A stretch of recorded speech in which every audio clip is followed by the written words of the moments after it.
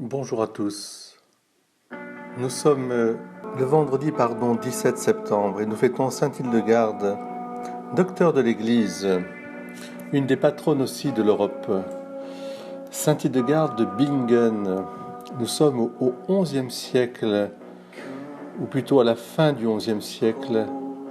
Elle illumine cette sainte le XIIe siècle, tout comme son contemporain Bernard de Clairvaux, en prêchant le retour à la simplicité et une réforme de la chrétienté. Ce qui est tout à fait étonnant, c'est que elle est née, pour ainsi dire, pour être une lumière vivante de la présence de Dieu dans le monde, une présence cosmique, une présence de création, mais une présence aussi de recréation, de transfiguration, de salut. Hildegarde de Bingen est tout à la fois une grande maîtresse des novices, une grande abbesse, une musicologue et une thérapeute incroyable pour son temps et qui a laissé de tas de conseils de santé, de médecine et aussi de musique qui font l'admiration de nos jours et qui sont pleinement étudiés aujourd'hui. Et enfin, elle a mêlé à tout cela une très grande audace missionnaire, évangélique et je dirais une prédication qui a touché les princes, les papes, le clergé et la foule de son temps. Écris ce que tu vois et ce que tu entends. Au fond, Hildegarde était complètement investie du feu de l'Esprit Saint.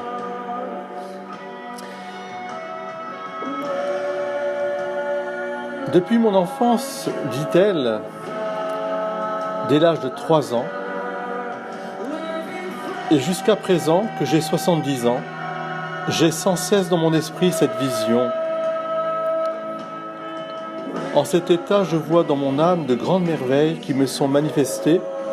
Je ne les vois point des yeux du corps, ne les entends point de mes oreilles, ne les découvre par aucun de mes sens, pas même par la pensée de mon cœur, ni par des extases, car je n'en ai jamais eu.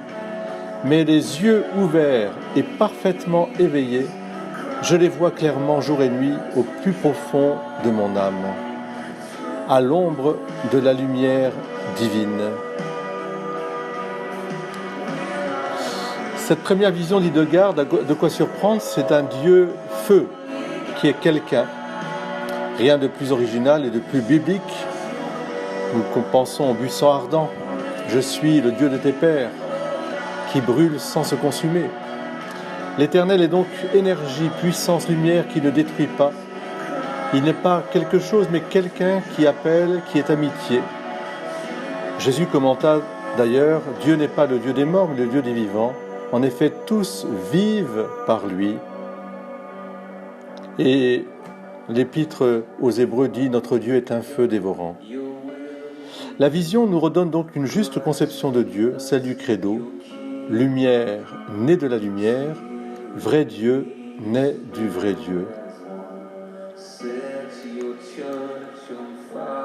Ce qui me touche beaucoup dans la vie de Sainte Hildegarde, c'est cette puissance alliée, puissance de commandement, puissance de la parole alliée à un très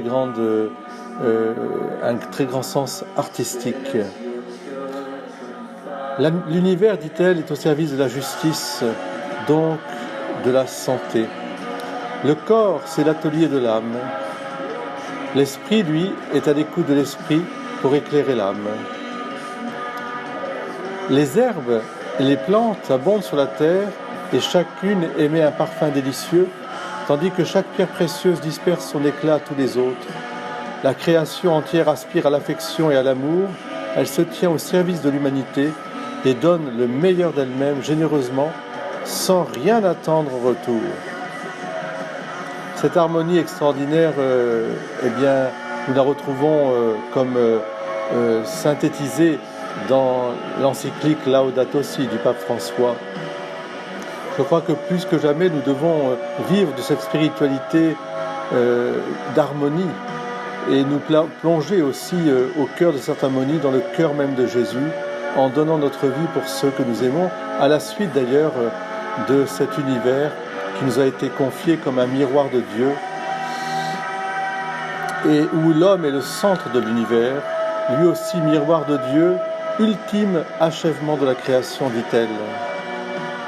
Dans la forme de l'homme, c'est la totalité de son œuvre que Dieu a consignée.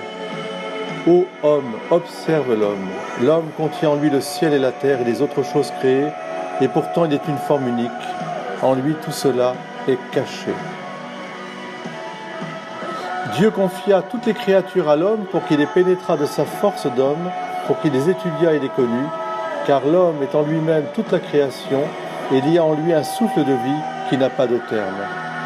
Extraordinaire, quelle puissance, quel génie et quelle audace qui nous parle aujourd'hui. Que Dieu nous bénisse en Sainte-Hildegarde et que nous redécouvrions la force de son message. Soyez bénis aujourd'hui. Amen. Viens Saint-Esprit.